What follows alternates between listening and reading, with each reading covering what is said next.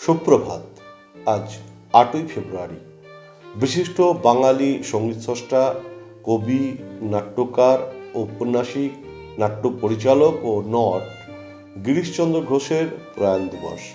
তিনি 1844 খ্রিস্টাব্দের 28শে ফেব্রুয়ারি কলকাতার বাগবাজারে জন্মগ্রহণ করেন। তিনি পাইকপাড়া স্কুল, হেয়ার স্কুল ও পরে ওরিয়েন্টাল সেমিনার বিদ্যালয়ে পড়াশোনা করেন। বাল্যকালে তিনি পিতৃহারা হয়ে কুসঙ্গের মাঝে বিশৃঙ্খল মত্ত জীবনযাপন করেন, ফলে 1822 খ্রিস্টাব্দে প্রবেশিকা পরীক্ষায় পাশ করতে পারেননি। তবে পরবর্তীকালে ইংরেজি ও হিন্দু পুরাণে জ্ঞান অর্জন করেন। কিছুদিন বাদে তিনি কলকাতার একটি বিশেষ ধরনের শৌখিন সঙ্গীতের দল বা হাফ আক্রাই গানের দলে যুক্ত হন, সঙ্গীতের প্রতি অনুরক্ত হন এবং অভিনয়ের প্রতি তার ভালোবাসা জন্মায়। তিনি বাগবাজার অঞ্চলে তার বন্ধুদের সাথে নিয়ে একটি থিয়েটারের দল প্রতিষ্ঠা করেন। 1867 খ্রিস্টাব্দে মাইকেল মধুসূদন দত্তের শর্মিষ্ঠা নাটকের গীতিকার হিসাবে নাট্যজগতে পা রাখেন এবং 2 বছর বাদে দীনবন্ধু মিত্রের সধবার একাদশী নাটকে দক্ষতার সাথে অভিনয় করে বেশ সুনাম অর্জন করেন। 1872 খ্রিস্টাব্দে তিনি প্রথম বাংলার পেশাদার নাট্য কোম্পানির ন্যাশনাল থিয়েটার প্রতিষ্ঠা করেন। 1884 খ্রিস্টাব্দের 20শে সেপ্টেম্বর নটি বিনোদিনীকে নিয়ে তিনি কলকাতা স্টার থিয়েটারে তার রচিত চৈতন্যলীলা নাটকটি মঞ্চস্থ করেন। ঠাকুর শ্রী শ্রী রামকৃষ্ণ নাটকটি দেখতে আসেন এবং গিরিশচন্দ্র ঘোষ ও নটি বিনোদিনীর অভিনয় দেখে অভিভূত হয়ে নাটকের শেষে ঠাকুর নিজে সাজঘরে তাদের সাথে দেখা করেন।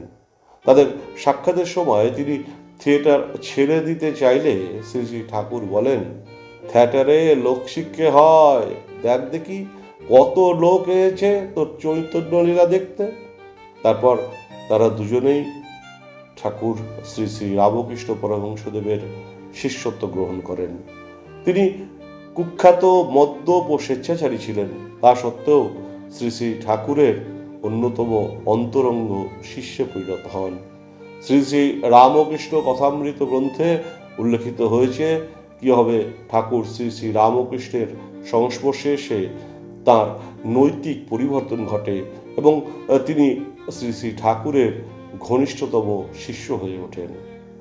তিনি রাবণবধ, অভিমন্যুবধ, সীতার বনবাস, পাণ্ডবের অজ্ঞাতবাস, পাণ্ডব গৌরব, নিমাই সন্ন্যাস, জনা ইত্যাদি পৌরাণিক নাটক, রূপ সনাতন, চৈতন্যলীলা, বিল্বমঙ্গল ঠাকুর ইত্যাদি চরিত্র নাটক, মুকুল মঞ্জুরা ও আবু হোসেন রোমান্টিক নাটক, প্রফুল্ল, মায়াবসান, বলিদান ইত্যাদি চরিত্র নাটক, সিরাজদৌল্লা, ছত্রপতি শিবাজি, অশোক ইত্যাদি ঐতিহাসিক নাটক এবং কৌতুক নাটক হীরের ফুল, সপ্তমীতে বিসর্জন, বড়দিনের বকশিস ও গীতি নাটক অকালবোধন, মোহিনী প্রতিমা, অশ্রুধারা, দোললীলা সহ প্রায় 40টি নাটক রচনা করেছেন এবং মঞ্চস্থ করেছেন।